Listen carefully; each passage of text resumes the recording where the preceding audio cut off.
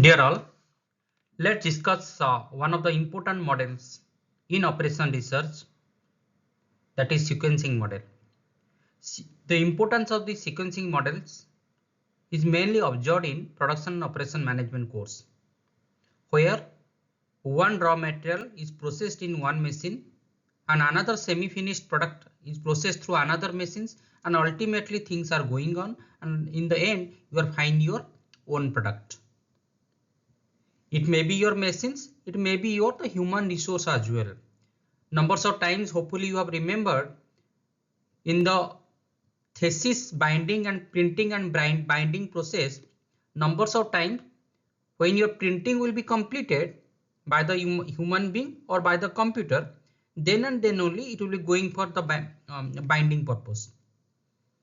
It means to say that your system should be so much connected by which the ultimate objective by minimizing the time will be achieved. Why I am highlighting about the minimizing the time? It means in operation research, in my first video I have highlighted to establish a model there should be clear-cut objectives. Here in sequencing model, the objective is minimizing the time. When you minimize your time, that will reflect on your resource allocation process and you will get good amount of the profit by improving your efficiency of the system. I have highlighted some of the examples in sequencing model. Let's discuss important examples and derive some equations in that way. Here I am highlighting a questions in front of you. There are two machines in a factory, that is A and B, and basic assumption is that the job or activity will be processed in A machine first and then it will go to the B, and there are, to getting the ultimate output, there are 6 activities or 6 jobs in front of you, and that need to be processed through A and B machine, and every activity when it processed through A machine takes respective amount of the hours. Suppose job 1 takes 7 hours when it will be processed through machine A, and when it will process through machine B, then it takes 3 hours. Simultaneously job 6 take 8 hours in machine A and 1 hour in machine B. The question is, how much minimum time it requires to complete the overall job? Anyone can say that why we can arrange and rearrange the different type of the activities? There are two answers. One is that is need of the job, that it will be arrange and rearrange in a definite format, and doing this you have to minimize your time. If you go directly and process as per your wish, then optimized utilization of the resources will be hampered. To justify this particular questions, the scientist Johnson, it is called as the Johnson formula. He has highlighted that you can solve the particular question within a minute if you can go through following type of the formula. The first formula is select the smallest processing time of all the jobs of both the machine. Where you find the minimum time, you just mark it. Second, if minimum is for A machine, then it will give first priority and put in the first job. If the minimum time is for B, then you put the job or activity in the last row. If there is a tie, then you allocate A job first and B job after that. In this way, he has highlighted some of the formula that has been highlighted in front of you. Let's derive the answers, how you can do that. Before that, I have already highlighted to establish the operation research problems or models, you need to know about some of the assumptions. The assumption here is that the processing time of different machines are exactly known. Clear-cut transparencies. Machine A will take this number of the time, machine B will take this number of the time.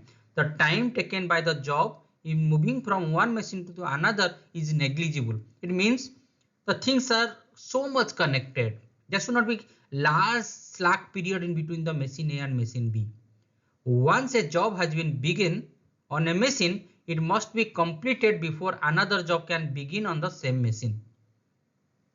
All the jobs are known and ready for processing. Only one job can be processed on a given machine at a time. There should not be any duplicacy or 2 to 3 jobs are going on in a particular machines. Machines are used of different types. One machine has one capacity, another machine has another capacity. The objective or the functional ability of machines are different. This type of the assumption need to be followed. The order of completion of the job are independent of the sequence of the jobs. You have to put this type of the assumptions. Then let's discuss how the answer can be solved. I already highlighted jobs, machines and machine, and I am directly written that the first job should be 3 or J3 should be the first one, J2 should be second one, J4 should be third one, J5 is the fourth one, job J1 equal to fifth one, and J6 is the last one. The question arises how it can be derived. Let's see. Already highlighted, if the minimum time is for the machine B, then it should be put in the last one. Here you see that what is the minimum time? Minimum time is 1, that is for the machine B.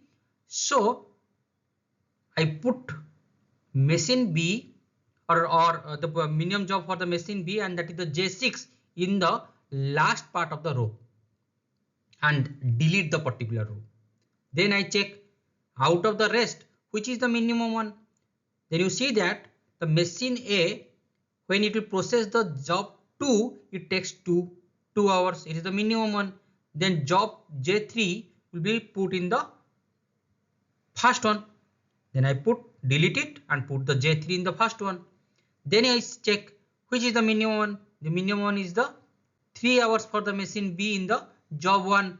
Then job 1 will go to the just before the 6 or J6. In this way, I have deleted and put the things in front of you. There is a tie also in the job J2 machine A and J5 machine B. There are 4 hours requirement in both the machines. There is a tie. Then ultimately, I will put J2 just after the J3 or job 3 and J5 just before the J1. In this way, I have derived these particular questions, and in front of you I put J3, J2, J4, J5, J1 and J6. Arrange the jobs. Then question arises how much time it will require. You see, when it will be completely arranged, I start my work. J3, when it will be 0 time, then it will move on 0 to 2. Machine A will be over, and machine 2 it will 2 to 8, because in machine 2 machine B J3 job requires 6 hours. Then ultimately 8 hours it will require to complete it. But in this time you just mark that when J3 will be completed, machine A will be free. Machine A will be ready to accept J2. Then 2 to 6, because machine A completed 2 hours. Then after that it will take J2, and 2 plus 4 equal to 6. Whereas machine B is the BG, because it takes 8 hours. Up to 8 hours machine B will be ready. Then machine A will wait for 2 hours for further processing. In this way, machine B will start after 8 hours. Then it will take 8 plus 8 equal to 16 hours. But machine A already processed the third one, J4 one. Then 6 plus 5, 11. No doubt, machine A completed J4 activities in 11 hours, but machine B is in the busy position. Then it has to wait for 5 more hours to go for the machine B. In this way, things will be move on. In J5, you just check in 20 hours, already J5 activity has been done by the machine A, but machine B is processing these activities. Then in that time also the machine A will wait for 2 hours. Things are been moving on. When J1 has been processed in machine A in 27 hours, it will be completed activities.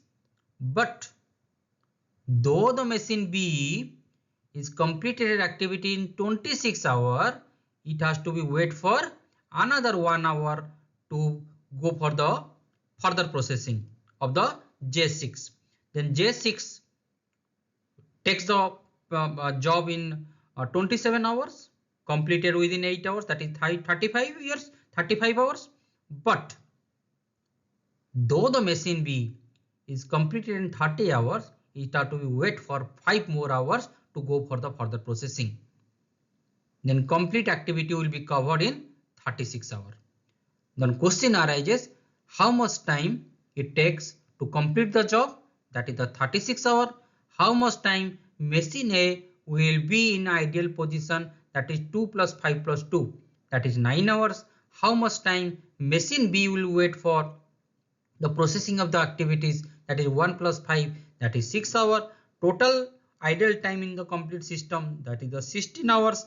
The answer is 6 plus 9, that is the 15 hours. And your answer should be the complete activity will be covered up in the 36 hours and total idle time equal to 15 hours in overall processing of the different type of the activities in 2 different machines. In this way, you can solve the sequencing models through Johnson formula. Hopefully it will be useful for all of you. I have tried my best to make it concise, and regularly you watch this type of the video, you can solve the issues. Still you could not do that, write in the chat box. I will solve definitely by solving the issues very comfortable and friendly manner. Thank you all. Thank you watching my video.